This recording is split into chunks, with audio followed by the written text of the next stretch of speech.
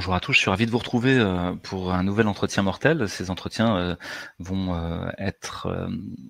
vont émailler notre été pour essayer de remettre la mort au centre de nos préoccupations et d'essayer de réécrire à nouveau frais une sorte de thanato-anthropologie moderne des années 2020 et de notre Occident collectif pour essayer de savoir si tout ce qui concerne l'euthanasie, le suicide assisté, l'aide à mourir sont les symptômes d'une société qui s'effondre ou au contraire un événement bienvenu pour nous libérer des carcans de l'ancien monde qui nous maintenait trop à l'étroit dans une vision parfois mystique de ce qu'est l'être humain.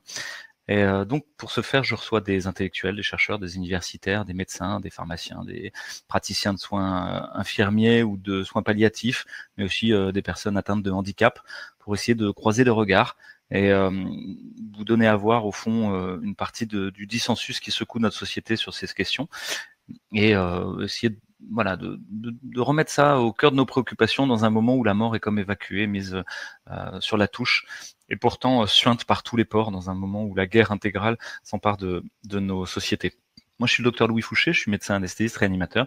Je n'ai pas de conflit d'intérêt avec l'industrie de l'aide à mourir ou l'industrie pharmaceutique, ni avec le système assurantiel. Il n'y a pas d'opinion politique derrière ce qui est porté ici et aujourd'hui, qui soit revendiqué dans un quelconque hémicycle.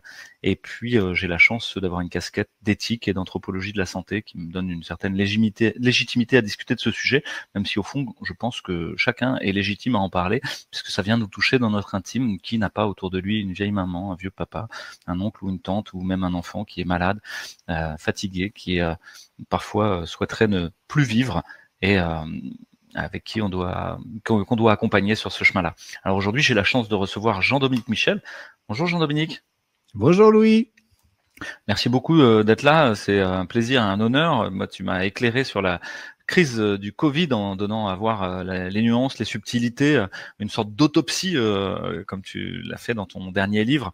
Alors au départ, enfin le livre d'avant c'était l'autopsie, je crois. Non, c'était le dernier de l'autopsie. Avant c'était la Le premier, c'est fabrication du désastre. Anatomie d'une crise, le Ah oui, deuxième, anatomie. Autopsie, la troisième, la fabrication du C'est désastre. ça. Donc on est parti de l'anatomie pour aller vers l'autopsie. Autant dire que Mhm. tout ça était bien froid. Et la fabrication, cette idée qu'on est quand même dans une sorte de dynamique artefactuelle, que notre société industrielle passe son temps à fabriquer des choses, et notamment la fabrique culturelle collective, la fabrique de la doxa dominante.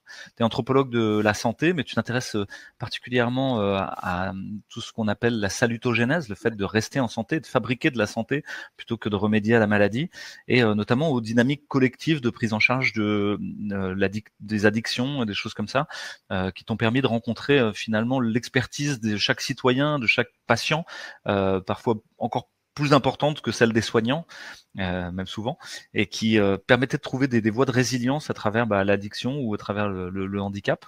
Est-ce que tu es auteur intellectuel et puis tu nourris une chaîne numérique, tu fais partie de ces médias modernes, où il y a une pilule rouge et une pilule bleue, je crois, dans mon souvenir. Tu peux nous redire comment retrouver cette chaîne et ce que tu essayes d'y raconter?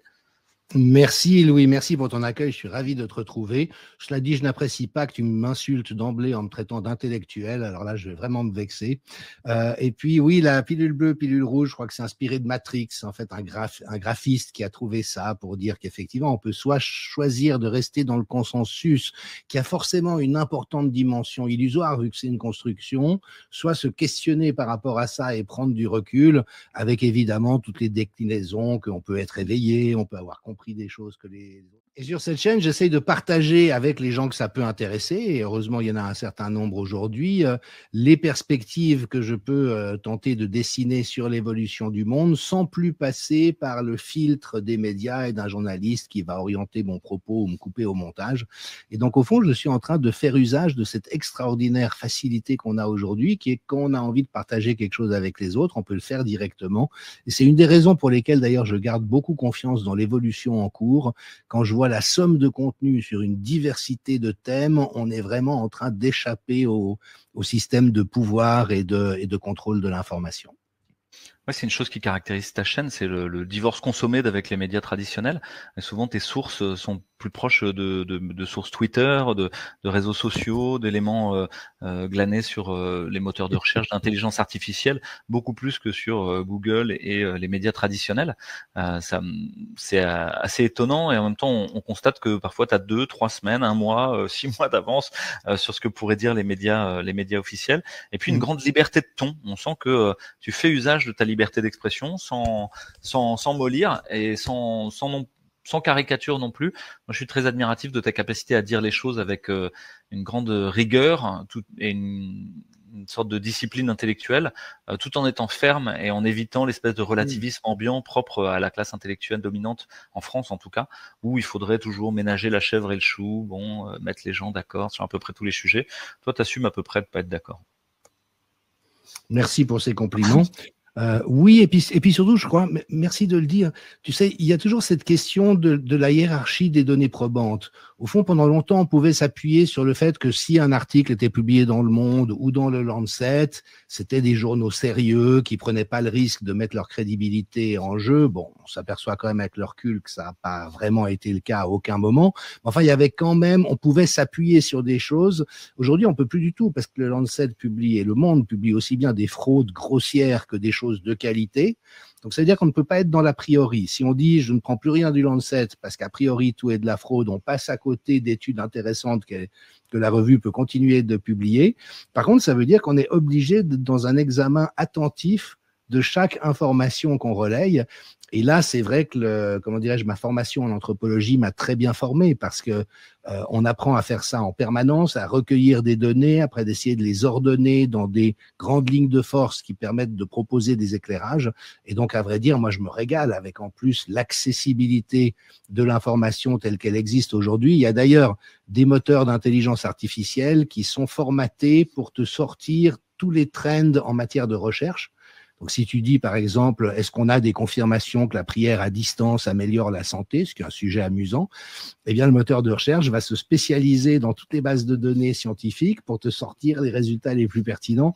Donc, c'est assez extraordinaire comme façon de mâcher le travail pour qu'on puisse, au fond, assez vite être dans l'étape finale qui est d'évaluer la pertinence des contenus et les organiser. Ouais, tu as cette chance de pas tomber aussi dans l'idéologie d'une manière ou d'une autre. Beaucoup de gens sont pris dans des sortes de contorsions rhétoriques ou logistiques pour essayer de justifier l'attitude de Trump, de je sais pas quoi, pour qu'elle soit très néfaste, soit formidable, de créer un scénario à mesure. Toi, tu as finalement accepté ce côté situationniste, que le vrai est un moment du faux et qu'il va falloir aller le chercher à l'intérieur de tout ça. Je vois ce trait commun avec les gens du renseignement, que ce soit Caroline Galacteros, Éric Denessé qui est décédé maintenant, ou d'autres, qui recueillent l'information sans essayer de la classifier a priori dans un modèle idéologique. Voilà, donc moi je suis assez admiratif de ça, et c'est pour ça que je te demande ton avis sur cette question de l'aide à mourir, d'autant plus que tu viens d'un pays qui est la Suisse, et qui a déjà dans son arsenal législatif le suicide assisté. Et donc tu n'es pas complètement nouveau sur cette question. On pourrait dire, vous avez déjà été consulté, j'imagine, lors de votations. Il y a déjà une sorte de pratique. En France, la loi Falorni est arrivée, qui a déjà été votée par les parlementaires et qui va être réexaminée par les sénateurs à la rentrée, qui est d'une loi qui s'intitule Aide à mourir, aide active à mourir. Comment toi, tu as vu arriver ça en France, de ton point de vue d'anthropologue ? Avec une certaine inquiétude. Il y a de toute manière une réalité anthropologique, puisque tu l'évoques, qui est qu'aujourd'hui, la fin de vie, c'est un peu comme l'adolescence, ça tend à s'étendre de manière un peu interminable et les pouvoirs techniques sont tels. En fait, on pourrait garder une personne en vie ad aeternam, même en faisant une dérivation du circuit sanguin, une respiration artificielle. A priori, tu vois, les moyens techniques sont tellement développés. On sait qu'il y a une intensive consommation de soins pendant les toutes dernières années ou les tout derniers mois et demi, où les gens finalement sont déjà en train d'être engagés dans le passage vers l'au-delà, mais évidemment, il y a l'instinct de survie, même des personnes qui avant disaient non, finalement, je veux pas d'acharnement thérapeutique, quand le moment sera venu, je serai content de passer l'arme à gauche. Quand ils affrontent ce moment-là de leur parcours, souvent, il y a ce réflexe de s'accrocher. Donc, j'ai envie de dire qu'on est en train artificiellement de créer une survie terminale qui dépasse ce que le programme naturel de l'espèce biologique a prévu. Même chose pour les animaux domestiques d'ailleurs. Tu sais que l'espérance de vie est beaucoup plus courte dans la nature qu'elle ne l'est hébergée par un maître qui t'emmène chez le vétérinaire et te donne ta moulée tous les jours. Donc on est dans cette réalité et puis se pose effectivement la question de, puisque au fond on est capable de prolonger la vie de manière artificielle, est-ce qu'il faut laisser à la personne, le cas échéant, sans avoir à commettre un suicide avec la part de violence que cela implique, de choisir le moment de son départ? Et de ce point de vue-là, tu vois, la Suisse, contrairement à la France, s'est bâtie sur la diversité culturelle. C'est-à-dire que chaque département, l'équivalent des départements, les cantons, a sa configuration religieuse, linguistique, géographique, historique. Donc on est une mosaïque de cultures différentes les unes des autres et qui assument que les décisions doivent se prendre au niveau le plus proche possible du citoyen. La France, c'est l'inverse, c'est un système pyramidal où on impose à toute la France la même chose dans la République une et indivisible. Donc nous, si tu veux, on a cette pratique de la tolérance, de la différence de point de vue, de représentation, de choix. On le voit par exemple par rapport à la prostitution, qui chez nous est une profession libérale. Tout homme ou toute femme peut pratiquer la prostitution. Il y a une obligation légale de s'enregistrer auprès des services de police. Le proxénétisme est interdit, donc l'exploitation du travail sexuel est condamnable, mais la pratique de la prostitution ne l'est pas. Aussi en compréhension que pour un ensemble de raisons sanitaires et sociales, le fait de rendre clandestin et illégal une activité qui existe de toute manière génère tout un ensemble de difficultés supplémentaires. Et je dirais que ce côté un peu décomplexé, un peu pragmatique, qu'on a vu aussi dans le domaine des drogues, avec des locaux d'injection, avec des stratégies de réduction des risques, qui peuvent aussi avoir leur effet secondaire pervers d'ailleurs, mais a permis en ce qui concerne la mort assez rapidement d'être dans cette représentation qu'au fond, c'est à chacun de décider ce qui lui convient et que si des personnes, alors il y a des conditions, comme tu le sais, il faut être atteint d'une condition incurable, être dans un état de grande souffrance, qu'il n'y ait pas de perspective d'amélioration possible, mais si ces conditions sont réunies, au fond, on s'est dit, qui serais-je, c'est là où c'est intéressant, qui serais-je pour juger le choix de l'autre?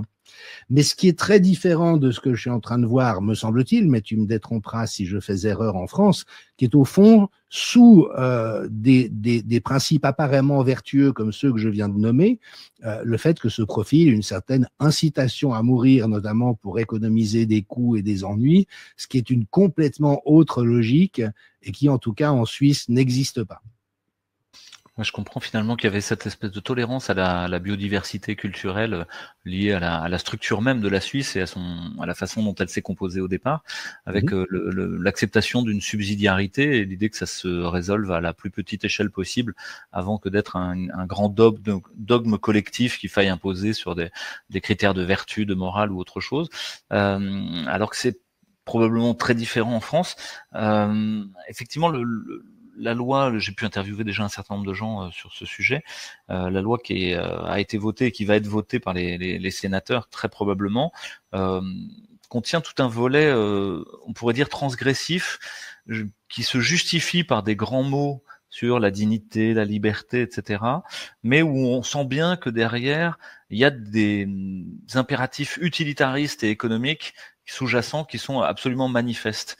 Et notamment, Fondapol, un think tank libéral, a publié quasiment en même temps que le vote de la loi une note disant qu'elle permettrait d'économiser 1,5 milliard sur la protection sociale et les retraites. Il n'y a pas de petit profit, ma foi. Donc, certains ressentent cette loi comme une atteinte aux plus fragiles finalement, et ça a fait réagir une partie de la gauche française qui n'avait pas réagi pour plein d'autres sujets sociétaux, ou qu'au contraire aller à fond dedans. Et on pourrait dire que la gauche chrétienne française, pas extrême, au contraire, plutôt le Parti socialiste, s'est soulevé avec notamment des groupes comme Jusqu'au bout solidaire, certains députés qui ont pris la parole publiquement pour dire que là il y avait quelque chose, qu'il y avait une atteinte aux plus fragiles. Est-ce que tu as connaissance que c'est des lois du même genre aient déjà eu lieu dans notre histoire, et à quoi elles ont abouti?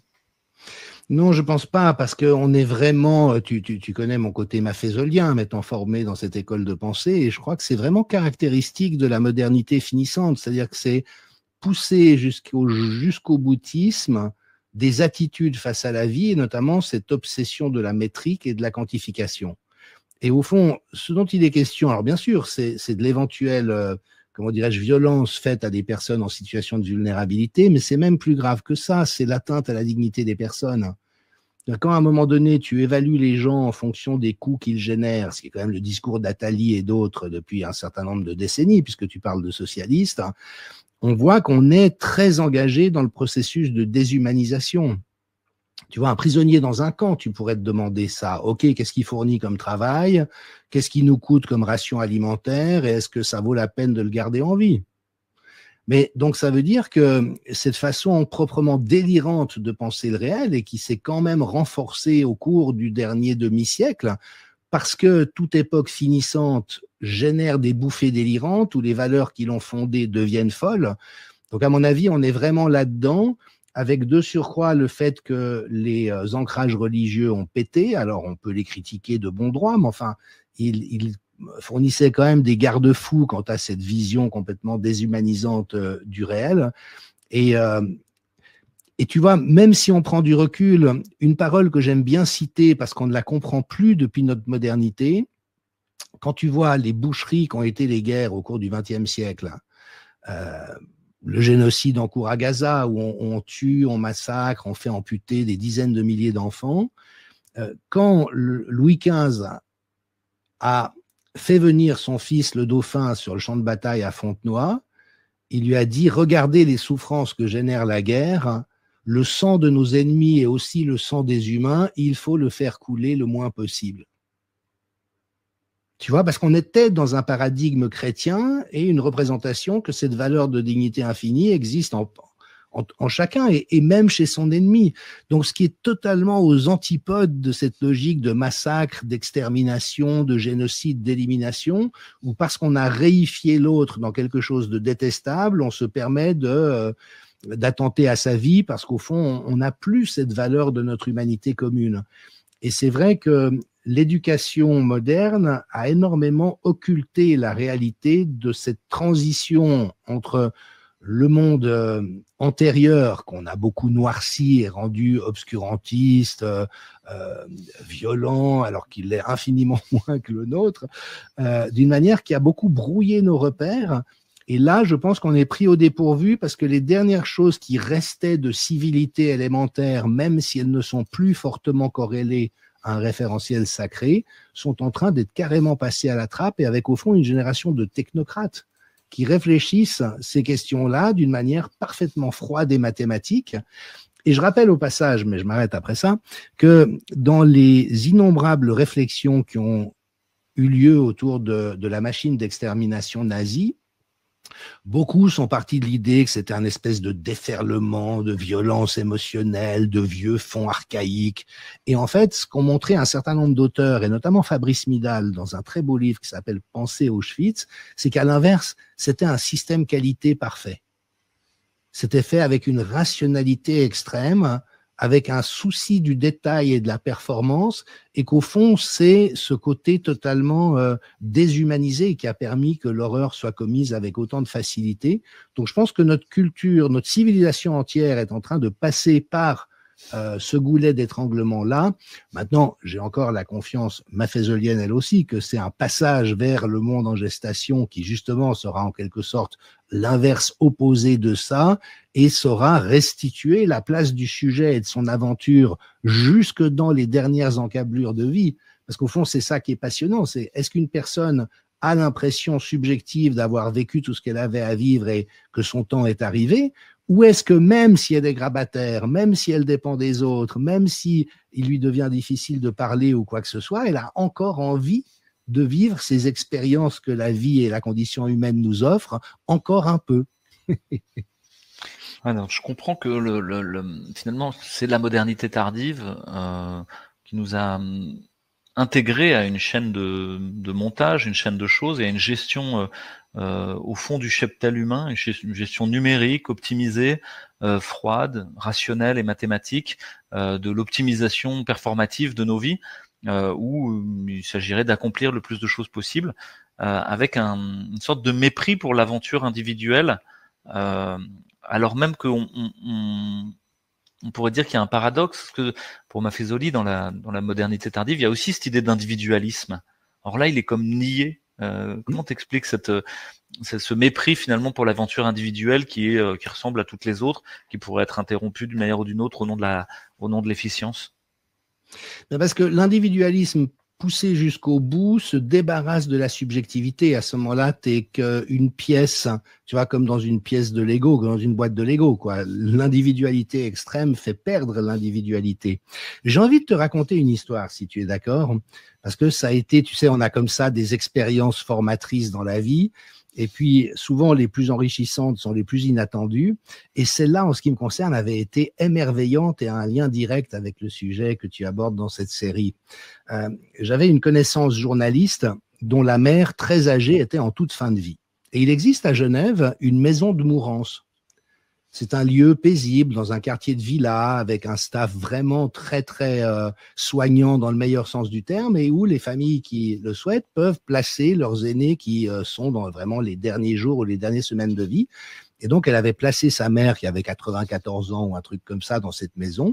Et puis, elle est venue me voir en me disant, écoute, je sais que tu as fait un peu de chamanisme et de médiumnité, que tu t'intéresses au paranormal. Ma mère est dans cette maison depuis plusieurs semaines et elle ne meurt pas. Alors, j'ai trouvé ça passionnant. Je lui ai dit, je vais très volontiers lui rendre visite. Alors, je lui demande, est-ce qu'elle s'exprime ou non? Elle dit non, elle parle plus, mais elle ouvre les yeux, elle voit quand les gens sont là. Ah bon? Et en fait, je suis entré dans cet endroit, mais vraiment merveilleux. Tu vois, moi, le jour où je mourrais, je demande à mourir dans un lieu pareil, tellement c'est chouette. Puis, je suis entré dans une chambre où il y avait une charmante vieille dame allongée dans un lit. Elle venait de manger. Elle m'a regardé, elle m'a pas parlé, mais j'ai senti que ma présence ne la dérangeait pas. Et en fait, j'ai passé 1 heure avec elle en silence, en train de goûter cette expérience que la vie et cet ami me permettaient de vivre. Et puis, je suis reparti, mais j'ai ressenti un sentiment de paix immense pendant tout ce temps-là. Et donc, après, cet ami journaliste m'a demandé, alors, qu'est-ce que tu as perçu? Comment tu vois les choses? J'ai dit, écoute, moi, j'ai l'impression que ta mère est super bien et qu'au fond, elle profite de l'endroit dans lequel elle est. Et elle me dit, mais écoute, c'est étonnant que tu dises ça, parce que ma mère, c'était le style dur à la tâche. Elle s'est jamais rien laissé donner pendant toute sa vie. Si tu arrivais avec une boîte de chocolat ou des fleurs, elle te disait tout de suite, ah, t'aurais pas dû. Et elle faisait toujours tout pour les autres. Et là, si c'est comme si, ne pouvant plus habiter cette névrose-là, on a chacun la sienne, obligé d'être grabataire avec des gens qui s'occupaient délicieusement d'elle, en fait, elle kiffait à donf ce qu'elle était en train de vivre. Elle n'était surtout pas pressée de partir. Enfin, alors après, c'est évidemment les reconstitutions subjectives, tu vois, il y a une part d'interprétation et de projection, mais vraiment, moi, ça a été mon impression. C'est qu'elle adorait ça et elle voulait s'accorder encore le temps de savourer cette nouvelle découverte, c'est qu'on pouvait se laisser être dans une position où les autres nous donnent, nous soignent et sont là pour nous sans qu'il y ait besoin de réciprocité. Alors, je ne sais pas si c'est vrai ou pas, mais tu vois, pour moi, ça m'encourage à dire qu'il y a un mystère et un secret de chaque personne, mais encore faut-il qu'on soit attentif à cette dimension sensible. Parce que pour 5 personnes différentes, ça sera 5 situations différentes dans le même cas de figure. Et donc, voilà, la modernité, le rationalisme morbide, il évacue ça au profit d'une métrique, justement. Quand l'individu n'est plus considéré qu'en métrique, et à travers des paramètres biologiques ou des trucs du style, à ce moment-là, on a complètement perdu ça. Et je pense que dans le monde à naître, il y a au contraire une très, très grande récupération de cette dimension essentielle qui est la dimension spirituelle, existentielle, sensible, appelons-la comme on veut. C'est intéressant, parce que j'ai vécu à peu près la même chose, cette suspension du temps profane pour revenir dans une sorte de temps un peu éloigné de notre façon de compter habituelle, où tout se ralentit, où des espaces se déploient imprévus. Lorsque, en tant que soignant, on a renoncé à guérir, pour commencer à accompagner pour de bon, avec la découverte de ce qu'étaient réellement les gens dans leur vie quotidienne, dans leur travail, dans leur vie de famille, dans leurs interrelations, qui jusqu'ici nous avaient pas intéressés, parce que ce qui nous intéressait, c'était la créatinine, la natrémie, la kaliémie, etc., le débit urinaire et la pression artérielle, et ça ouvrait comme tout plein d'autres tout un champ de possibles, effectivement, qui venait nous réconcilier avec une part assez douce et assez aimante de notre humanité. Donc je vois bien de quoi tu peux parler dans ce moment-là, parce que je l'ai vécu plusieurs fois, et les familles ont pu le vivre aussi, à tel point que j'ai eu plus de cadeaux pour l'accompagnement de fin de vie de personnes que pour avoir sauvé des gens, ce qui m'a toujours étonné au fond dans mon travail de réanimateur, en disant bah mince, au fond est-ce que vaudrait mieux pas faire des soins palliatifs? Jean Leonetti a abordé une question intéressante en disant que cette loi finalement venait changer la donne au niveau anthropologique, parce qu'elle ne s'adressait plus à ceux qui vont mourir, mais à ceux qui veulent mourir. Et qu'il y avait une différence fondamentale. Ceux qui vont mourir. Donc on est comme sommé impérativement de venir serrer les coudes et les aider à traverser ça. Mais ceux qui veulent mourir, il y a quelque chose c'est différent. Là, on revient à la société du désir postmoderne, non? Je sais pas, c'est une question complexe, parce qu'en même temps, l'assonance qui me vient à l'esprit, c'est quelqu'un qui veut mourir. Qui veut mourir, en fait? Est-ce que c'est lui? Est-ce que c'est le fruit d'un complexe qu'il entretient par rapport à un environnement dont il sent qu'il devient une charge pour lui? Est-ce que c'est parce qu'on lui a suggéré, comme ces nouvelles législations le rendent possible, que si vous êtes jeune et dépressif, ben peut-être qu'au fond, mourir serait une bonne idée, ça vous soulagerait, on souffre plus quand on meurt. Donc c'est aussi toute cette question du désir, hein. Mon désir, d'où vient-il? Et c'est là où c'est tellement important de pouvoir grandir dans ce questionnement collectif qui, de toute manière, est là. Il est là pour des raisons techniques et pour des raisons de valeur, mais avec précisément ce point d'identification du désir. Est-ce que c'est mon désir à moi qui correspond à ce passage existentiel dans lequel je suis, et auquel cas, et je trouve que la législation suisse aujourd'hui le respecte bien, c'est tout le propos. C'est si quelqu'un veut vraiment mourir parce qu'il est terminalement malade, il en a marre et il a envie de faire ce choix, tu vois, même en l'énonçant, je me dis, mais qui serais-je pour lui interdire? Si j'ai des croyances, je sais pas, je suis catholique, je peux échanger avec lui, mais c'est en train de devenir un délit aujourd'hui de dissuader quelqu'un qui aurait, par hypothèse, identifié en lui le désir de mourir. Mais encore reste posée la question de quelqu'un qui dit qu'il veut mourir, qu'en est-il? Hein, on sait tous que la plupart des personnes suicidaires n'ont pas envie de mourir. C'est un état, c'est un moment de leur subjectivité où la souffrance s'investit dans la perspective que la mort donnerait un soulagement, mais au fond, elles n'ont qu'une seule envie, c'est de vivre et d'être aimées pour la plupart d'entre elles. Donc, c'est très complexe comme question, et ça nécessiterait une grande collaboration de plein de corps de métier, de champs de connaissances pour pouvoir s'orienter là-dedans d'une manière qui permette de créer des conditions et s'assurer que la détermination des gens ne soit pas, au fond, une fantasmatisation presque contraphobique, mais soit vraiment un désir assumé. Oui, effectivement, on est dans une société qui est passée maître dans l'art de créer le désir, de créer le vouloir, hein, de nous vendre des choses. Toute l'ingénierie sociale est faite pour ça, tout le nudge, tout le marketing est fait pour créer du désir, et pourquoi pas un désir de mort. Ça voudrait dire qu'on serait passé dans une société où la mort est désirable. Est-ce que ça a été franchi, ce pas-là? On a l'impression que presque la mort serait plus douce que la vie, et que ce serait ça qu'il faudrait désirer. Alors ça c'est probablement une fantasme. Comment dirais-je?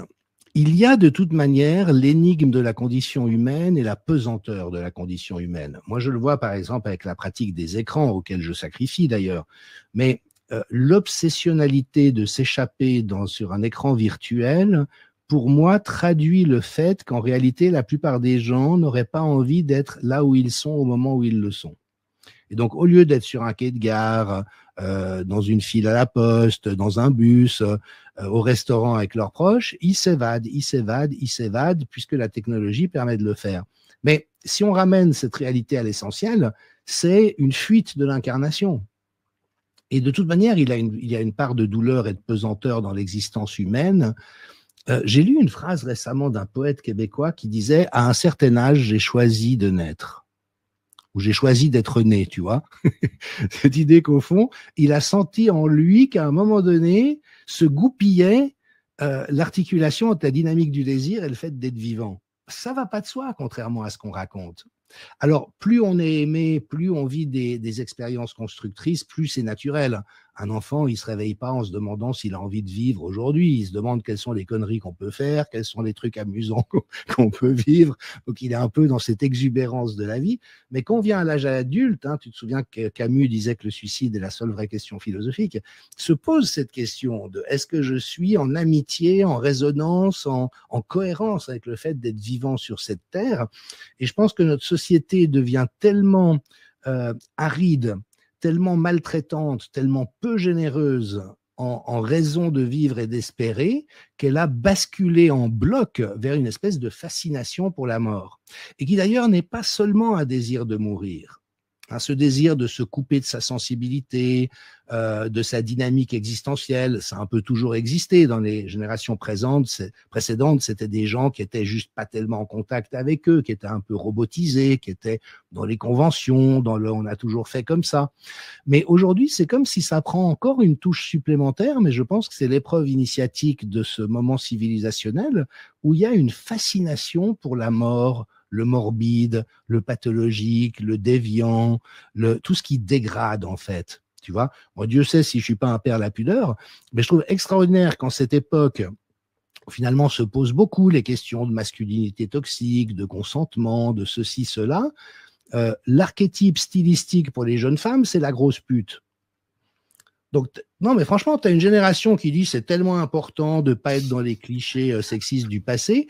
Puis en même temps, quand tu regardes les films des années 50, les femmes étaient ravissantes, les hommes étaient élégants et courtois. Donc, je pense qu'il y avait beaucoup moins de MeToo à l'époque qu'aujourd'hui. Donc, tu vois, pour moi, on est en train de jouer avec tout ça. Et par exemple, la pornographie est un énorme problème sociétal aujourd'hui, qu'on le veuille ou non. Et là encore, je ne parle pas depuis un point de vue moraliste, tu imagines. Mais en réfléchissant à cette question, ouais, qu'est-ce que je me dis? Quel serait l'antidote à la pornographie? Ben, ça serait l'érotisme. Parce que ce que les gens vont chercher dans la pornographie et sa crudité, son obscénité, son dévoilement total, c'est au fond cette excitation face à la dynamique du désir sexuel, qui en elle-même est très belle et vivifiante. Et au fond, l'érotisme, c'est cacher l'essentiel pour mettre en valeur ce qui est désirable, alors que la pornographie, c'est en train de devenir presque des cours d'anatomie, quoi. Et pour moi, on ne peut lutter contre la pornographie et ce qu'elle reproduit de clichés, de soumission. Qui d'entre nous aurait envie que sa femme ou sa fille tourne dans des films pornographiques? Mais on ne peut le faire qu'en requalifiant ce que la pornographie vient masquer, comme le fast-food avec la bonne bouffe, si tu veux. Donc, je pense qu'on est dans une époque qui, aujourd'hui, a une fascination pour le trash, mais une fascination qui est très construite aussi. Je ne sais pas quel est ton sentiment, mais moi, j'ai l'impression qu'il y a beaucoup d'ingénierie sociale derrière. J'ai souvenir notamment comment, au tournant des années 2000, j'allais pas mal au cinéma, j'étais cinéphile, il y avait des bandes annonces qui ont commencé à venir avec une espèce de matraquage sensoriel et une très forte négativité. Tu sais, des sons qui faisaient vou, vou, et puis comme ça des explosions de voitures, des monstres mi-serpents, mi-dragons. Et tout d'un coup, il y avait tout un imaginaire qui parvenait depuis le monde hyper industriel de l'industrie cinématographique et musicale, qui était dans cette fascination de l'outrage et de l'obscène et du violent. Donc voilà, je pense qu'on en est là collectivement, c'est passionnant à vivre, c'est pas toujours confortable, mais pour moi c'est un peu différent de, comment dirais-je, de l'illusion que mourir mettra fin à mes souffrances. Ça c'est autre chose, mais là il y a presque encore une fascination pour le morbide. Ouais, fasciné, c'est à la fois repoussé et attiré, c'est à la fois tout proche et très loin, comme incapable d'y toucher pour de vrai. Cette pornographie qui se passe sur les écrans, c'est pas une vraie fille dans mon lit, quoi. Enfin, qu'on le veuille ou non. Oui, pour les jeunes, c'est un énorme problème. Quand tu vois les stats, c'est un énorme problème. Ouais, avec un côté voilé, dévoilé. Quand c'est trop dévoilé, effectivement, il y a plus rien. En tout cas, toute la fécondité, l'intimité, la profondeur disparaissent au profit, comme tu le dis, d'un cours d'anatomie par tous les trous, par tous les angles de caméra, sous toutes les coutures qu'on veut et qu'on peut imaginer, qui rend la chose à la fois grotesque, monstrueuse et obscène, alors même que la profondeur de l'amour, de la rencontre avec l'autre, devienne inaccessible. Plus on regarde ça, moins on peut se rencontrer. Et aujourd'hui, pour un jeune, déjà envoyer un texto, c'est très engageant, quoi. Alors, discuter publiquement avec quelqu'un, c'est encore pire. Si jamais il pouvait faire ça à distance, ce serait encore beaucoup mieux, quoi. Et on l'a vécu dans le temps du Covid, tous ces apéros Zoom, cette façon de coexister ensemble, mais par voie numérique interposée, sans avoir à se toucher plus jamais. Il y a un petit peu ça dans cette loi sur la fin de vie. Il y a l'idée que ce soit contrôlé, mais à distance, que des professionnels soient en charge, comme si je pouvais m'exonérer au fond des emmerdements que vont me procurer ma vieille mère ou mon vieux papa quand ils seront en train de rapapiller au fond d'un EHPAD. Mais ce que je me dis, c'est que la transgression a déjà eu lieu. C'est-à-dire que cette loi, au fond, ne vient que sanctionner une réalité qui est déjà là. Nos vieux sont déjà en train de mourir seuls pour beaucoup d'entre eux au fond d'un EHPAD, sans plus qu'on s'occupe d'eux. On leur fait déjà sentir tout le poids de leur inutilité, de leur incompétence, de leur oubli à mesure, du fait qu'ils sont dépassés par la technologie, etc. Donc est-ce que cette loi, c'est pas juste le symptôme de quelque chose qui est déjà installé? C'est pas, et tu vois, c'est très intéressant les perspectives que tu ouvres, parce que en même temps, il y a un phénomène qu'on observe beaucoup chez les personnes âgées. Moi-même, j'avance vers là, donc je commence déjà à en voir les prémices en moi. C'est un certain dégoût du monde tel qu'il est en train de devenir. Et quand on regarde bien, alors oui, un aspect vieux con, c'était mieux de mon temps, la musique était meilleure dans les années 70 qu'aujourd'hui. Ce qui, par ailleurs, est assez vrai. Mais il y a aussi, je pense, la force de détachement nécessaire à pouvoir s'engager dans le passage. Alors, t'en as qui restent passionnés jusqu'au bout. T'as Edgar Morin qui a 102 ans. Tu vois, si tu gardes vraiment la flamme d'intérêt pour le vivant, en fait, ça te préserve vachement. Mais au fond, il est naturel d'avoir cette perte de goût pour la vie qui s'installe progressivement. Et au fond, les EHPAD sont des bons dispositifs pour ça. S'ils sont bien traitants. Alors, je suis désolé, nous en Suisse, on est très privilégiés parce que le système de soins, c'est la Rolls-Royce. Ça nous coûte un bras chaque mois, on est rançonné, on est racketté de manière épouvantable pour ça, mais au moins quand tu te retrouves à l'hôpital, franchement, t'es au top of the pop. Et la plupart de l'équivalent des EHPAD sont du même ordre. Donc moi, j'ai accompagné ma mère qui est décédée l'an passé, il y a juste un an d'ailleurs, et qui était comme ça dans l'équivalent d'un EHPAD pendant les 2 ans précédant sa mort. Et c'est extraordinaire la qualité du soin qu'il y avait pour les personnes résidentes. Et puis en même temps, ça la faisait chier à mourir d'être là-bas. C'est être entouré de petits vieux avec des brancards qui sortaient des cadavres tous les quelques jours, discuter à la cafétéria avec les autres petits vieux qui écoutaient pas ou qui n'étaient pas d'accord avec elle. Enfin, c'était vraiment une forme de calvaire, même si la qualité des soins était très élevée. Et puis en même temps, si t'as pas cette expérience de pénibilité relative de la fin de vie, est-ce que vraiment tu te lances dans le passage au moment où c'est juste de le vivre? Donc c'est là où c'est intéressant, c'est que les réalités humaines, il faut pas non plus un qui fait l'ange fait la bête, vouloir des choses qui soient trop négatrices de la réalité du moment et de la phase que les personnes vivent, mais tout en assurant malgré tout qu'il n'y ait aucune maltraitance, parce qu'au fond c'est ça le problème des EHPAD aujourd'hui, c'est qu'ils sont tellement mal gérés, ils sont tellement en défaut de financement, les personnes qui y travaillent ont tellement peu de temps et de moyens à disposition pour faire du bon travail, et on sait quand des professions soignantes n'ont plus les moyens de faire du bon travail, elles deviennent très vite maltraitantes. Jusque dans les abattoirs d'ailleurs, tu sais qu'il y a ces films horribles d'animaux très très maltraités dans les abattoirs, et en fait quand tu étudies le processus qui conduit à ça, c'est quand ça se passe mal. Et quand tout d'un coup un animal se débat, une barrière cède, et que tout d'un coup ça devient le bordel dans ce moment très compliqué de donner la mort à l'animal, là, toutes les pulsions sadiques remontent, alors que si les choses se déroulent bien, on n'observe pas ça. C'est un peu réducteur de le dire comme ça, parce qu'il y a d'autres paramètres, mais quand même, c'est un noyau important. Et moi, je l'ai beaucoup vu dans le système de soins. Tu sais, les psychanalystes disaient à l'époque, et combien avaient-ils raison, une institution soignante doit prendre soin d'elle-même en priorité. Ouais, les coordonnées sont mal si chaussées, les soignants sont bien, ils vont pouvoir être soignants avec les autres. Alors que s'il y a une souffrance institutionnelle, automatiquement, ça va se traduire dans des formes de maltraitance. Et au fond, c'est ça qui est terrible dans les EHPAD. C'est quand il y a de la maltraitance institutionnelle qui apparaît. Ouais. T'abordes le sujet du système de santé, de la maltraitance institutionnelle qui peut apparaître du fait du mal-être de ses propres agents. Euh, Est-ce que et t'as beaucoup touché la question de la psychiatrie.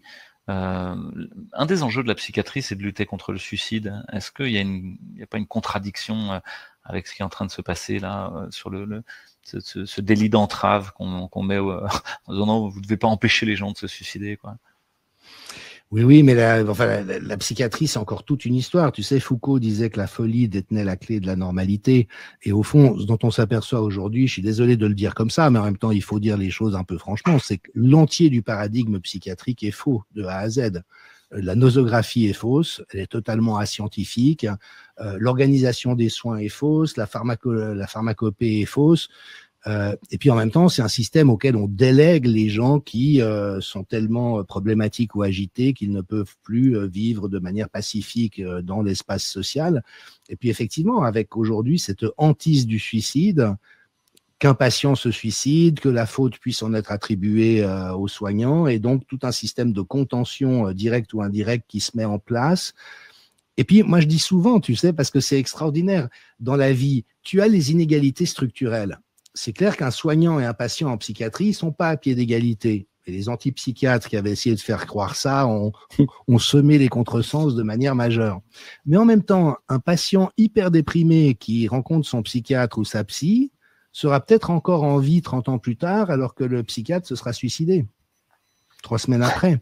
Donc, au niveau humain, tu as cette égalité de destinée, de devenir et de conditions humaines, et puis tu as cette inégalité. Et au fond, ce qui est difficile, c'est que les rôles institutionnels, la déshumanisation de la médecine, le fait qu'il y a beaucoup de gens tordus chez les psychiatres, pas tous, pas une majorité, mais la plupart des gens, enfin un nombre significatif de personnes qui sont attirées par la psychiatrie, soit c'est qu'il y a des antécédents familiaux un peu trash, soit c'est qu'eux-mêmes sont un petit peu bizarres dans leur fonctionnement. C'est pas un scoop, je veux dire, un des psychiatres qui ressemble à des fous, toute la littérature et la filmographie en est pleine. Mais donc, tu vois, tu as un ensemble de jeux de miroirs qui sont extrêmement compliqués et qui sont impliqués là-dedans, mais c'est vrai que la question du suicide, quand tu vas concrètement dans les pavillons, c'est une hantise pour les patients. Pour les soignants. Tu vois, quel beau lapsus. Pour les soignants. Et ils te disent, ah, oui, non, mais là, on ne peut pas, le risque de suicide, s'il se suicide. Et qui pousse souvent, comme tu dis, à une contention soit physique, soit chimique, quoi. On va rajouter des médicaments, au fond, pour se protéger nous. Là, c'est un peu pareil. On va faire suicider des gens à distance pour se protéger nous de l'insuffisance de certains, de la convocation qui viennent nous mettre sous le nez, à dire mais bon, alors qu'est-ce que vous faites de vos vieux, qu'est-ce que vous faites de vos handicapés, etc. Tu m'as parlé. Excusez-moi, tout en leur proposant désormais le suicide possible du fait d'avoir des troubles psychiatriques, parce que c'est un des nouveaux critères, notamment au Canada. Donc, on est en train de légaliser une incitation au suicide pour au fond, aussi être sorti de sa propre phobie ou sa propre peur d'être face au suicide du patient et qu'éventuellement, on en soit rendu responsable. C'est intéressant quand même comme motif. Oui, c'est assez vertigineux dans les mises en abîme successives que ça convoque. Tu m'as parlé, quand on a préparé l'émission par mail, de Louis-Vincent Thomas. Est-ce que tu peux nous en dire un mot, parce que il y a une école française francophone de la mort, on va dire, au sens large, et de comment l'humain s'inscrit là-dedans. Je pense à Ariès aussi, je crois, qui avait écrit beaucoup sur la question de la mort. Est-ce que tu peux nous dire justement d'où on vient là-dessus, et est-ce que ces analyses de ces époques 70, 80 ont encore une actualité aujourd'hui?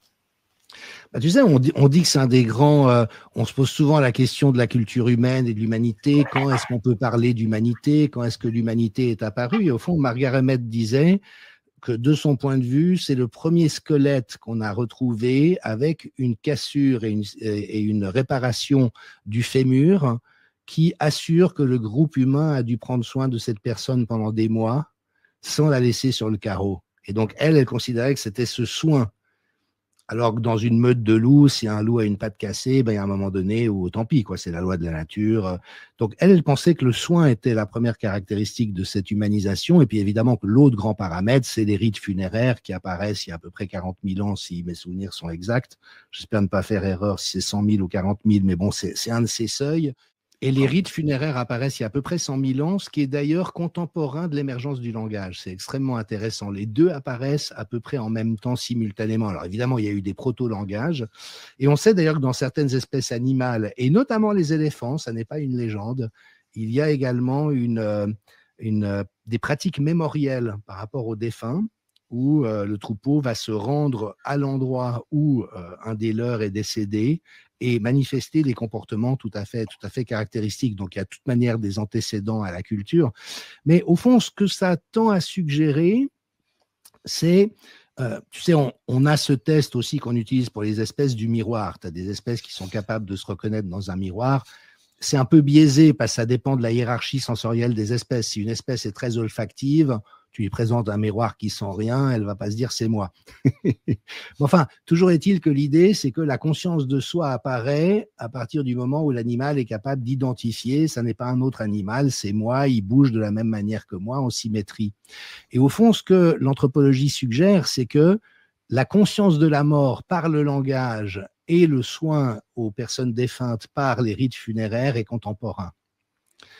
Et je pense qu'à ce moment-là, on sort au fond d'une naturalité de la mort. Oui, on est vivant, puis à un moment donné, les gens sont morts et ils bougent plus et il faut les laisser retourner au grand tout, à une intégration de la mort au sein de la vie. Et tu sais, tu as cette très bel adage, je ne me souviens plus de la source, mais qui dit que la mort n'est pas le contraire de la vie, c'est le contraire de la naissance. Et qu'au fond, la vie et la mort sont entrelacées de manière continue. Et on retrouve ça d'ailleurs encore dans des pratiques religieuses comme le catholicisme. Alors Maffezoli a mentionné qu'il y avait des Notre-Dame du bien mourir dans certaines églises et certains lieux, mais au-delà de ça, tu revis quand même la mort et la résurrection chaque dimanche pendant l'Eucharistie. Il y a vraiment ce sentiment que la mort est là et que c'est en ayant une forme de familiarité avec elle que le bien vivre peut advenir. Parce qu'au fond, il y a cet autre adage qu'on connaît tous, c'est que la peur de la mort est en réalité une peur de la vie. Et que les gens qui sont habités par la peur de la mort, Dieu sait si on l'a vu pendant la pseudo-pandémie, développent une peur de vivre. Et au fond, la modernité finissante a également évacué la mort, qui est devenue complètement hygiénisée, mais aussi invisibilisée. Moi, j'ai souvenir quand mon grand-père est mort, paix à son âme, j'avais une trentaine d'années, ou un peu moins, je l'ai veillé chez lui pendant 3 jours et 3 nuits. Et c'était tellement beau avec des bougies, il n'y avait rien de spécial ou d'ésotérique, mais juste de pouvoir baigner dans la souvenance de ce que j'avais vécu avec lui en attendant que son corps parte, étant donné que son âme était déjà plus là. Et je me permets aussi de mentionner ça parce que c'était tellement charmant. J'avais mes enfants avec moi, dont ma fille aînée qui avait peut-être 5 ans. Puis évidemment que j'étais un peu inquiet qu'elle aille voir son arrière-grand-père cadavérique dans un cercueil avec son joli costume et son nœud papillon. Donc j'avais un peu fait en sorte qu'elle ne puisse pas trop accéder là. Puis à un moment donné, je me suis rendu compte qu'elle y avait été. Et là, j'ai eu, tu sais, ce réflexe de parent disant « J'espère qu'elle n'est pas traumatisée à vie, que j'aurai pas son traumatisme sur ma conscience. » Puis je lui ai dit « Ah, t'as été voir grand-papa ?» Puis elle m'a dit « Oui, c'est comme s'il dormait. » Elle n'avait absolument pas dramatisé la rencontre avec le cadavre. C'était juste lui, comme s'il dormait. Elle avait intégré le fait qu'il était mort, pour autant qu'on puisse le faire à 5 ans. Et vraiment, je crois que cette proximité avec la mort à travers le monde animal, à travers les familles, à travers... c'est quelque chose qui, au fond, donne un ancrage pour pouvoir vivre sans partir en vrille quant à la peur de la mort, parce qu'elle est cadrée. J'ai aussi vu ça dans les populations de montagne, de paysans de montagne que j'aime bien fréquenter en Suisse. Autour de la crise Covid, ils m'ont tout de suite dit « Oui, on sait tous qu'on va mourir un jour, mais pas de ce truc-là. » Tu vois, voilà, parce qu'ils vivent avec les bêtes. Il y a déjà eu dans le temps des périodes où la peste avait décimé les villages.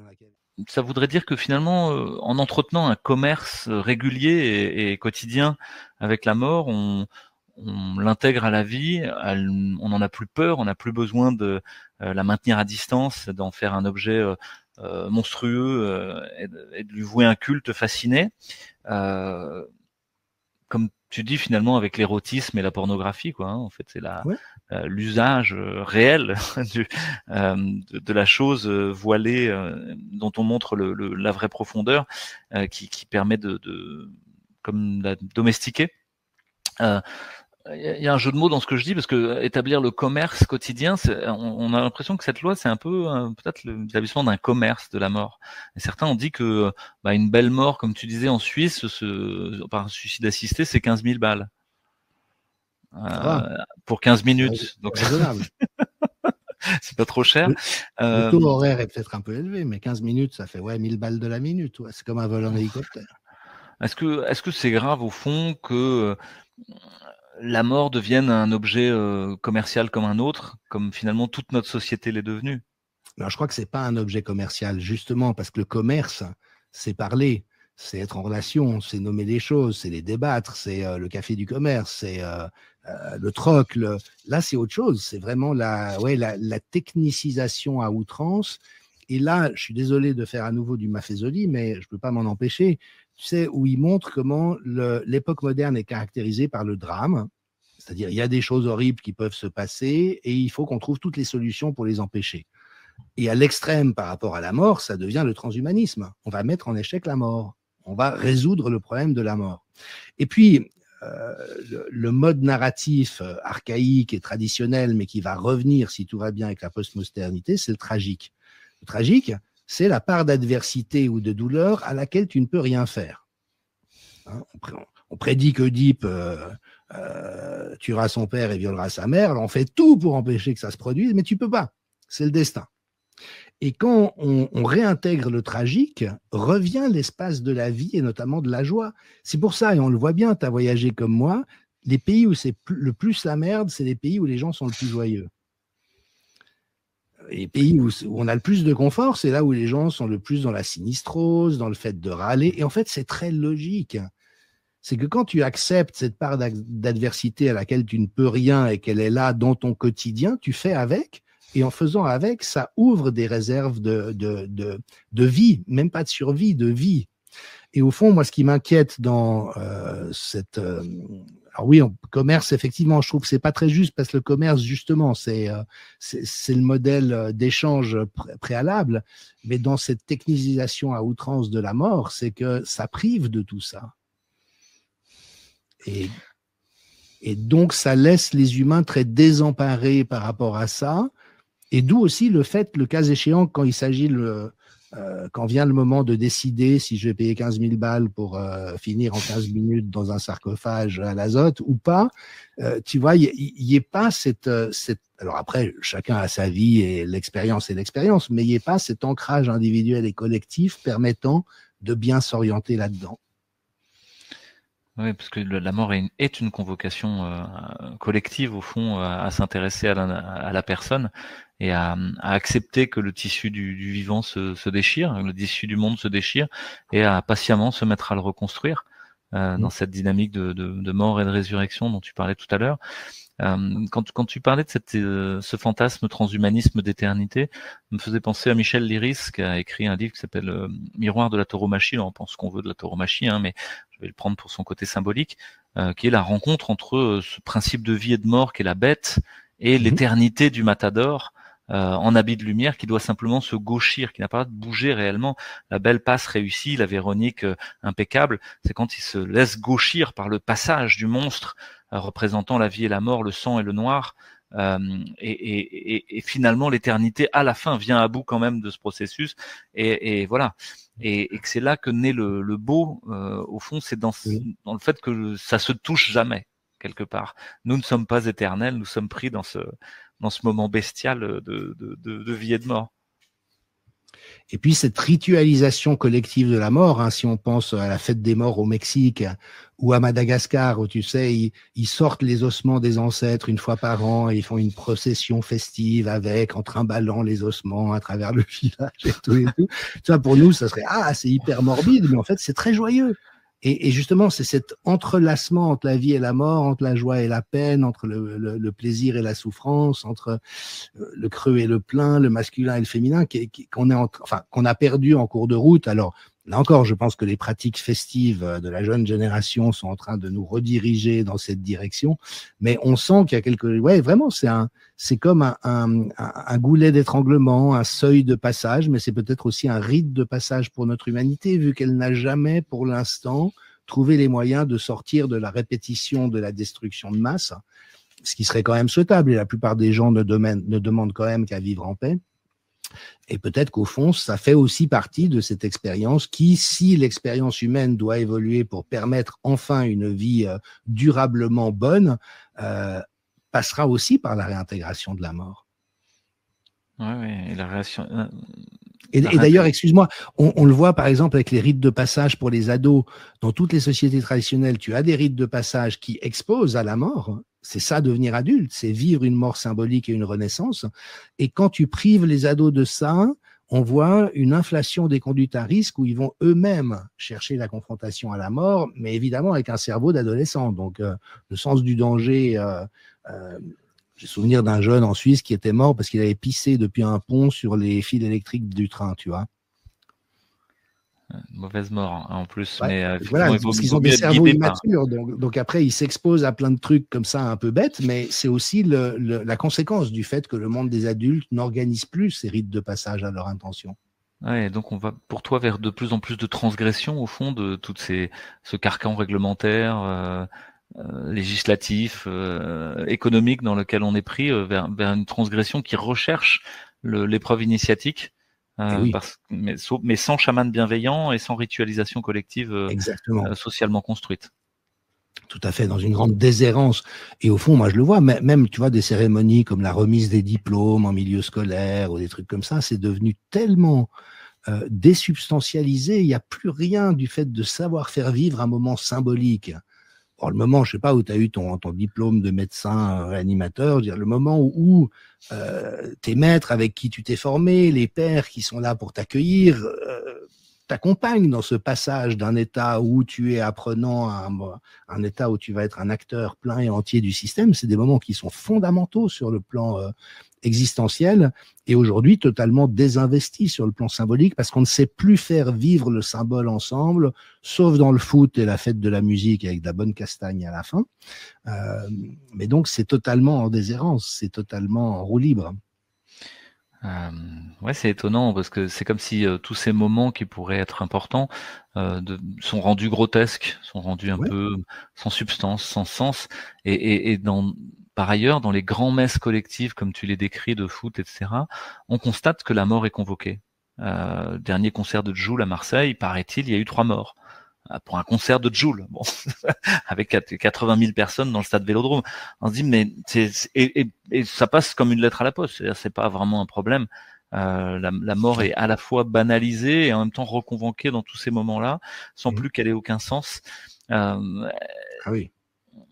Et je suis très circonspect vis-à-vis de ce projet de loi, même si je comprends l'envie de certains d'en finir, même si je vois bien qu'il y a une contradiction chez ceux qui défendent le plus la vie. Il y a aussi cette idée que mon père ou ma mère ou mon grand-père, là, avec l'Alzheimer, au fond de leur truc, est-ce que ça a encore un sens? Et c'est comme s'il y avait le retour d'un refoulé en permanence. Oui, et puis tu sais, alors tu disais c'est quand même bête de mourir en ayant pissé sur un fil électrique, mais c'est aussi bête de mourir à un concert de Yule au stade Vélodrome. Hein. Oui, c'est sûr. C'est complètement idiot. Est-ce que pour toi il y a des ancrages importants pour nos auditeurs, des textes à lire, des choses à comprendre?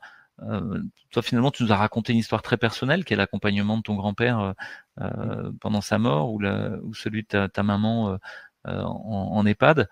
Est-ce que ça peut être une connaissance livresque? Est-ce que tout ça peut être encadré par un texte réglementaire ou législatif d'une quelconque manière? Ou est-ce que c'est ailleurs que ça se passe?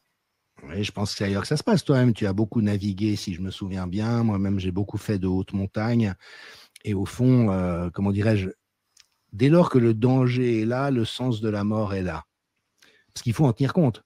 si tu te lances à l'aveugle alors qu'il y a une tempête qui est annoncée ou que je pars sur une pente avec un risque d'avalanche élevé, il est possible que mon existence s'arrête là. Et donc, on est au contact de cette urgence vitale qui est extraordinairement vivifiante et structurante en même temps. Tu le sais, je me suis beaucoup intéressé au travail des guérisseurs et des médiums, et je trouve que c'est une autre piste intéressante, c'est-à-dire qu'il y a un ensemble d'aptitudes réelles dans cet univers-là qui permet notamment d'entrer en communication avec des personnes qui ne sont plus de ce monde, et les très bons médiums te donnent des preuves, c'est-à-dire que tu leur dis rien, et elle te dit, par exemple, j'ai l'impression d'avoir ta grand-mère, j'entends tel prénom, je vois une maison qui ressemble à ça, elle me dit qu'elle aimait beaucoup telle activité ou tel vêtement, et puis tu vois, à peu près tout correspond. Et là, tu te dis, mais bon sang, quoi. Tu as presque les cheveux qui se dressent sur la tête si tu en as, ce qui n'est plus mon cas. Mais donc, il y a aussi cette possibilité d'apprivoisement d'un ensemble de réalités qui font, ou en tout cas une curiosité naturelle, parce que si on laisse ça dans la déshérence, ça devient morbide en apparence et inquiétant. Et donc, on l'évite, ou alors on vit la fascination résiduelle par des spectacles de cinéma où on va voir du MMA, où ils se mettent à pisser le sang et peut-être qu'il y en a un qui va quand même finir par mourir. Et à ce moment-là, tout le monde regarde les vidéos en boucle. Mais de nouveau, c'est pas une initiation. En fait, il y a une initiation à la mort qui serait nécessaire. Et tu parlais de la tauromachie, on peut parler de la chasse, on peut parler d'un ensemble de réalités qui ont été mis à distance par la modernité. Alors après, j'ai pas de solution pour les gens, mais si ce n'est d'insister sur le fait ô combien c'est une dimension fondamentale de la vie et qu'on peut développer en réalité une relation.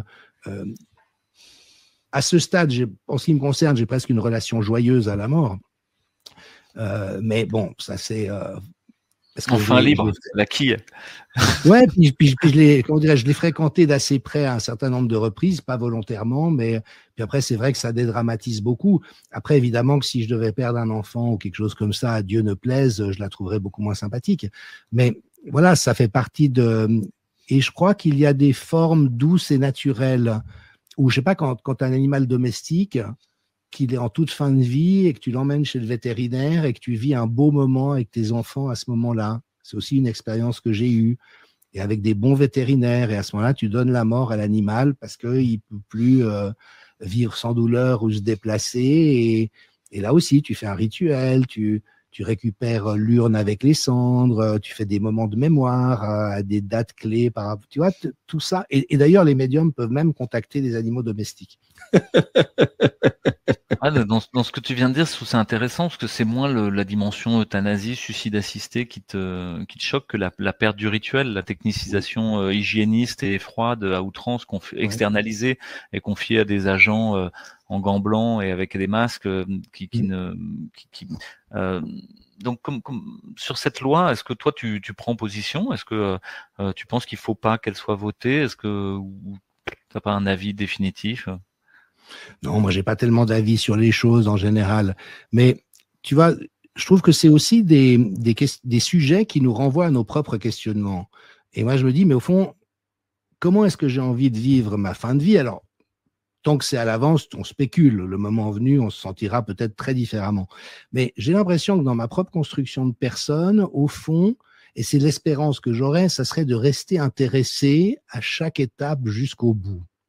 Et même si un jour, à Dieu ne plaise, je devais me retrouver grabataire, dépendant, avec des aides-soignants qui viennent me torcher parce que je suis plus capable d'aller aux toilettes, plutôt que de vivre ça comme une épouvantable humiliation, de me dire, OK, comment est-ce que je peux habiter le cas échéant ce moment pour encore voir ce qu'il peut m'apporter et me donner.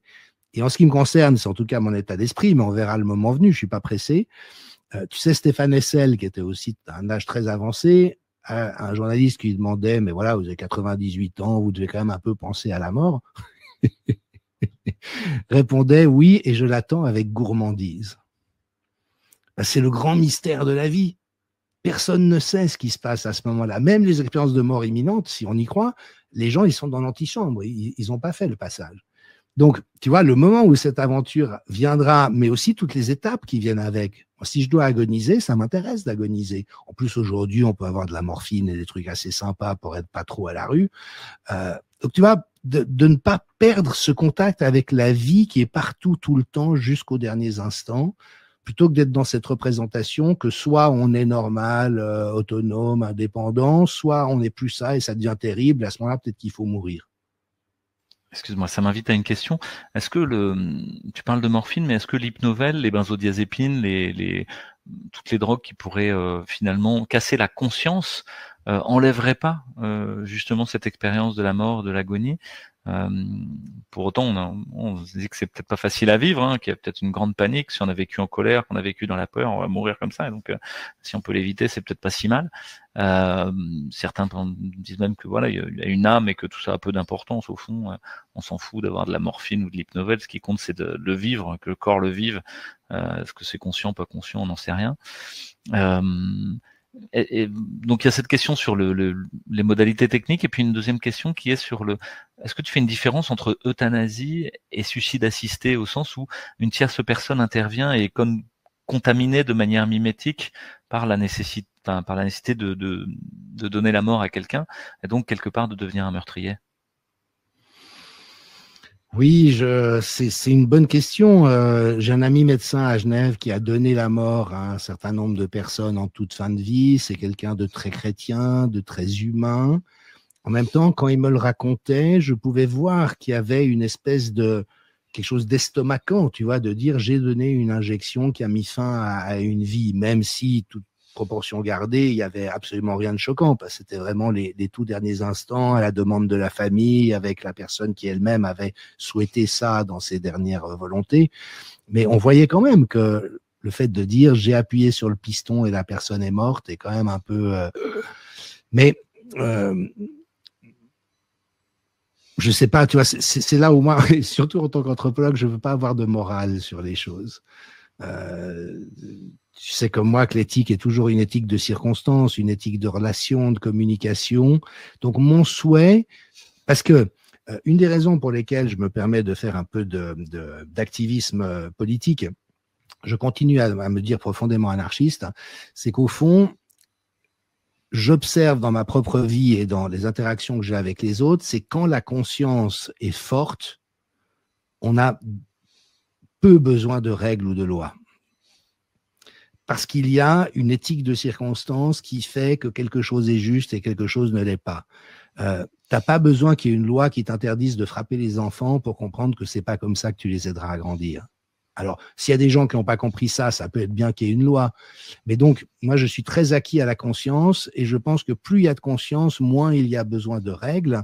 Parce que le problème, c'est de définir des procédures qui vont être, au fond, par défaut ou qui vont s'imposer à plein de situations différentes, alors que c'est peut-être pas la bonne réponse dans cette situation-là. Et c'est là où, pour moi, c'est difficile d'avoir des avis sur des questions aussi complexes que celle-là, si ce n'est que je vois le risque qu'une culture effectivement devenue mortifère. Hein. C'est vraiment le rationalisme morbide dont parlait Maffezoli. On est en plein là-dedans et elle est en train de s'accaparer également la mort. Et que ça, c'est inquiétant. Donc, il faut en tout cas encourager au fait qu'il y a un travail de conscience collective autour de ça. Mais c'est difficile parce qu'on n'a pas tellement de solutions. Mais c'est bien s'il y a déjà des partis de la gauche qui se questionnent autour de ça. Ils le font probablement pas pour les bonnes raisons, sur les bons référentiels, mais peu importe, au moins ça s'interroge, quoi. Ouais, ce que tu dis me touche parce que j'imaginais que maintenir un suicide, une euthanasie sous la forme d'une transgression pourrait rester désirable au sens où elle favoriserait le dialogue, l'échange entre le patient, sa famille, le médecin et chacun à prendre sa responsabilité, et y compris contre l'État. En disant voilà, c'est tellement juste ce qu'on est en train de faire qu'on admet la prise de risque face au référentiel imposé, face au référentiel moral qu'on nous a imposé jusqu'ici. Peut-être qu'accompagner cette fin de vie, cette maladie, cette souffrance comme ça, on est tous d'accord. Et il me semble, et qu'effectivement, ça correspondait à une prise de risque. Ça veut dire, oui, peut-être qu'un jour, une partie de la famille se retournera contre moi, etc. Mais j'accepte cette prise de risque parce que je suis convaincu au fond que c'est juste. Là, il y a comme un gros rouleau compresseur normatif qui vient faire mettre dans le champ de la normalité quelque chose qui est de l'ordre de la transgression. Et, Oui. et pour moi, c'est problématique parce que on pourrait presque dire que ça pourrait aboutir à l'inversion de ce qu'est la transgression et que demain, si toi, à 80 ans, tu dis, bah, moi, j'ai quand même envie de continuer à vivre, de voir ce qui se passe, je suis curieux de ce qui va arriver, on va vous dire, bah, bon, monsieur Michel, c'est un caprice, vous n'êtes plus rentable, va falloir dégager le terrain, quoi. Dans une espèce de justification utilitariste. Donc, Oui, c'est là où je préfère mourir de ma belle mort et de ma propre mort. Et en ce qui me concerne, c'est vrai que l'euthanasie, je dirais pas qu'elle me pose problème, parce que j'ai pas de jugement sur les choses. Chaque culture et chaque société trouve ses solutions, bonnes ou mauvaises. Mais en ce qui me concerne, je trouve que de toute manière, des soins de palliatifs de qualité permettent, dans l'immense majorité des cas, de se passer de toute contemplation d'euthanasie. Si vraiment tu donnes des soins et de l'accompagnement à une personne jusqu'au moment où la bougie s'éteint d'elle-même, t'as pas besoin de souffler dessus, quoi. Donc, je dirais que de toute manière, ça, pour moi, ça va être le repère naturel. Le suicide assisté, moi, j'y suis très favorable, simplement, mais comme l'avortement, d'ailleurs. C'est pas que je suis pour l'avortement. En soi, je trouve qu'interrompre une vie est une tragédie. Et ce que j'ai vu, c'est que la plupart des femmes qui l'ont vécu, avec lesquelles j'ai partagé, j'ai pas de jugement par rapport à ça, mais me disaient que ça avait été une vraie douleur, qu'elles pensent à l'enfant qui aurait pu naître très souvent pour un certain nombre d'entre elles. Donc, tu vois, je suis pas favorable à l'avortement, mais je me sentirais pas de dire il faudrait qu'il y ait une loi qui interdise l'avortement, parce que au fond, là, j'aurais l'impression de dépasser de la question de ma conscience individuelle. Donc voilà un petit peu, si tu veux, où je me situe par rapport à ça. Mais en tout cas, le fait de dénoncer les dérives possibles, mais qui sont probablement en fait au cœur de la proposition législative, ça me reste néanmoins important, parce que c'est un gros enjeu de civilisation. on va continuer à le faire. Merci beaucoup pour tous ces partages, ces échanges. Je rappelle qu'on peut retrouver ta chaîne YouTube où tu fais presque tous les jours, en fait, hein, bon, peut-être un petit peu moins là ces derniers temps, mais des émissions pour essayer de nous éclairer sur l'actualité, sur les enjeux géostratégiques, sur les enjeux plus locaux. Finalement, tous les sujets t'intéressent, comme quelqu'un qui serait curieux du réel de manière gourmande, comme tu disais, à essayer de comprendre, avec aussi l'humour comme clé de voûte et comme voie de salut à travers toutes ces folies qu'on est en train de vivre et tous ces effondrements successifs. Il y a tous tes ouvrages qui sont là, et puis des formations aussi autour de des neurosciences et de la salutogénèse, qui permettent à finalement pas mal de gens de rester en santé à un moment où tout le monde devient fou. Ça, tu aides beaucoup sur ces sujets-là. Je te laisse un mot de la fin sur ce sujet du suicide assisté, de l'euthanasie, de la mort dans nos sociétés. Pour nos auditeurs, tu prends le temps que tu veux. Ben oui, parce que alors déjà, merci pour tes compliments. Toi aussi, tu fais énormément depuis toujours pour cette tonalité-là. Donc, je suis ravi qu'on soit des membres d'une même tribu de bonne volonté et de bonne foi. Et au fond, si tu veux, moi-même, à travers un ensemble d'expériences personnelles et aussi d'épreuves, j'ai observé à quel point ce désenchantement du monde est une réalité. On a perdu ce sens de la magie d'être en vie, en relation avec un monde naturel somptueux et en cheminement avec d'autres personnes avec lesquelles on peut trouver plein de points communs et plein de points de discussion. Et donc, je pense que ce débat autour de la mort et du suicide assisté et de l'euthanasie, au fond, vient aussi dans un moment où notre civilisation a à réinventer quelque part les raisons de vivre, mais des raisons de vivre qui sont jamais intellectuelles, qui sont toujours le fruit que l'existence a suffisamment de magie et de bon côté pour contrebalancer la charge de douleur et de frustration et de pénibilité qui fait aussi inévitablement partie de la vie. Et c'est toujours une espèce de balance décisionnelle. Tu sais, la définition des valeurs fondamentales dans les sciences du management, donc ces valeurs qui nous tiennent tous à cœur, l'affection, l'écoute, le respect, la tendresse, la solidarité, la joie, l'amour, le rire, l'humour, hein, ce qui est immatériel et qui n'a pas de prix. Et bien que si on retirait ces valeurs fondamentales de la vie ne serait vivable pour aucun d'entre nous.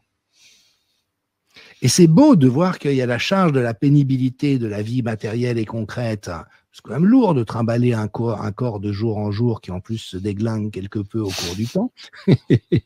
Mais Dieu merci, on a cette compensation que les valeurs fondamentales, surtout quand elles sont partagées avec des gens que nous aimons ou des gens que nous rencontrons, mais où il y a cette affinité immédiate, est largement supérieure à la charge de pénibilité. Et donc, pour moi, c'est aussi la manière dont notre société, en standardisant les choses, en chronométrant, la tyrannie de l'horloge aujourd'hui est extraordinaire. Tu prends ta douche, tu sais que tu as 12 minutes pour te doucher parce que tu viens de terminer ça. Puis c'est inhumain de vivre comme ça. Hein. C'est vraiment le modèle de l'usine et de la machine. Donc, notre civilisation, elle est en même temps en train de réinventer ou d'avoir à réinventer des raisons de vivre. Et donc, cette connexion fondamentale avec la bonté de l'existence et la magie de l'existence.